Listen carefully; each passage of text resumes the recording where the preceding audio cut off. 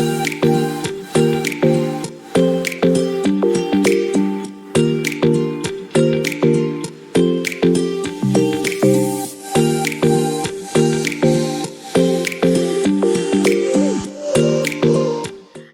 Assalamualaikum warahmatullahi wabarakatuh. Selamat sore dan halo Sobat ASN muda di seluruh Indonesia. Selamat datang di podcast ASN Berintegritas edisi spesial CPNS. Hari ini kita nih bakal ngobrol santai tapi serius nih tentang satu topik penting yang wajib banget kita pahami sejak awal menjadi abdi negara, yaitu pengelolaan konflik kepentingan nih teman semuanya. Nah, topik ini tuh menjadi kedengarannya mungkin agak berat ya, karena sesungguhnya memang sangat dekat dengan keseharian kita. Nah, mulai dari penggunaan mungkin fasilitas kantor, terus juga ada penerimaan hadiah, hingga mungkin ada juga hubungan personal yang bisa mempengaruhi objektivitas kerja kita.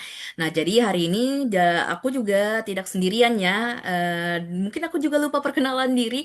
Jadi perkenalkan saya Cindy dan hari ini kita juga kehadiran dari empat teman CPNS kita dari berbagai bidang di seluruh Indonesia yang akan berbagi sudut pandang mereka dan pengalamannya seputar topik ini. Nah, jadi yuk mungkin kita kenalan satu persatu. Nah, jadi yang dari pertama nih ada dari Kak Selvi dari bidang administrasi umum. Nah, Kak Selvi ini sebagai CPNS yang baru mulai meniti karir dan gimana nih menurut Kak Selvi, apa sih sebenarnya kayak konflik kepentingan itu gitu? Boleh nih dijelaskan, Kak? Oke, menurut saya pribadi itu konflik kepentingan itu terjadi karena kita itu menggunakan fasilitas kantor yang seharusnya untuk kantor tapi digunakan untuk kepentingan pribadi. Contohnya itu laptop tuh, kan Mm-mm. harusnya itu untuk kerjaan, tapi kita buat untuk jualan, desain-desain, buat kepentingan pribadi, mobil dinas misalnya, harusnya untuk keperluan dinas, malah untuk pergi ke sekolah, nganterin anak, atau pergi ke pasar, seperti itu. Iya, iya, iya. Benar-benar ini setuju banget ya, Kak. Dan kadang nih ya, kita tuh nggak sadar kalau misalkan hal-hal yang kecil seperti yang disebutkan tadi, kayak macam penggunaan laptop kantor yang mungkin disalahgunakan, atau mungkin kayak mobil dinas, kendaraan yang mungkin digunakan untuk kepentingan pribadi, itu tuh bisa jadi awal dari masalah yang kemungkinan kedepannya tuh bakal lebih besar ya, Kak ya. Iya, itu tuh kita tuh sebagai ASN kadang nggak sadar, nunggu ditegur Mm-mm. dulu masa, baru kita sadar kita itu harus bisa membedakan mana yang memang kepentingan pribadi dan kepentingan untuk kantor.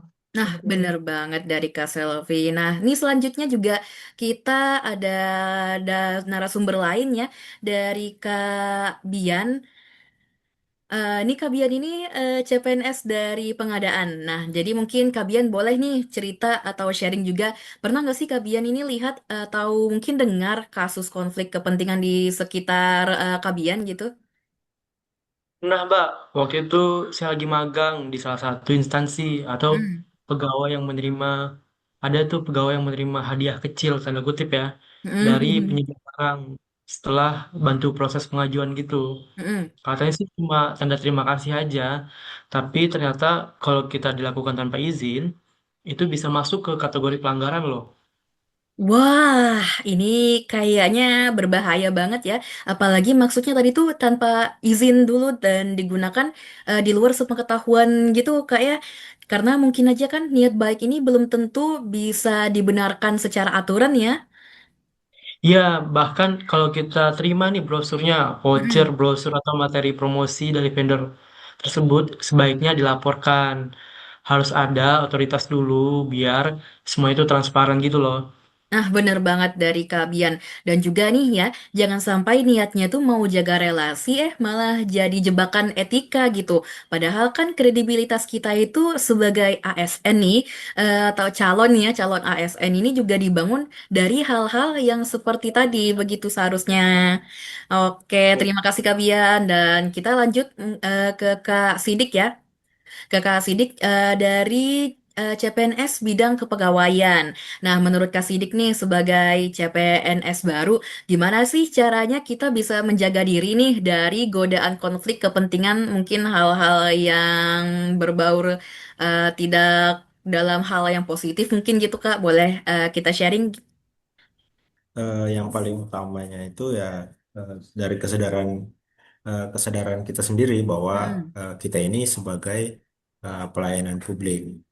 Jadi kalau misalnya ada kayak tawaran uang terima kasih ya dalam tanda petik, Mm-mm. atau mungkin kan hanya sekadar ajakan makan siang, kita juga harus punya apa ya, pertimbangan apakah ajakan ini bisa nantinya akan mempengaruhi keputusan kita gitu. Mm-mm. Bisa jadi hal tersebut eh, dijadikan sebagai apa ya, sogokan misalnya. Dan yang kedua juga ada juga kayak fasilitas kantor yang kita gunakan untuk kebutuhan pribadi, walaupun terlihat hal sekecil apapun, misalnya kayak mobil dinas, kayak tadi dibilang Mbak Selfie ya, Mm-mm. kayak mobil dinas dipakai buat jalan-jalan apa segala macam, itu gitu. Nah, Itu iya aja sih memang. Mbak. Benar banget sih. Kadang kita tuh kayak cuma mikir, kayaknya kita tuh sebentar doang kok pakainya. Tapi padahal bisa jadi kita lupa dan mungkin masuk juga jadi wilayah pelanggaran gitu ya, Kak Sidik. Nah, Jadi, yang eh, kayak gitu tuh biasanya bisa jadi kebiasaan loh, nah tanpa benar. sadar. Ya, Takutnya malah kayak jadi kebiasaan juga kan ya. Iya, benar banget. Saya sangat setuju menyetujui bahwa aset kantor tidak boleh disalahgunakan, apalagi untuk kepentingan pribadi. Aset kantor, baik itu berupa barang, fasilitas, atau bahkan waktu kerja, semuanya merupakan tanggung jawab bersama yang harus digunakan secara profesional dan uh, sangat diperuntukkan untuk pekerjaan kantor atau keperluan kantor, bukan untuk kepentingan pribadi. Ini sangat melanggar aturan ya. Dan mungkin itu juga sebagai penutup kita untuk Sobat ASN Muda nih, kita kan sudah dengar nih cerita dan pandangan dari ketiga teman-teman, keempat maksudnya, keempat ya teman CPNS kita yang luar biasa nih.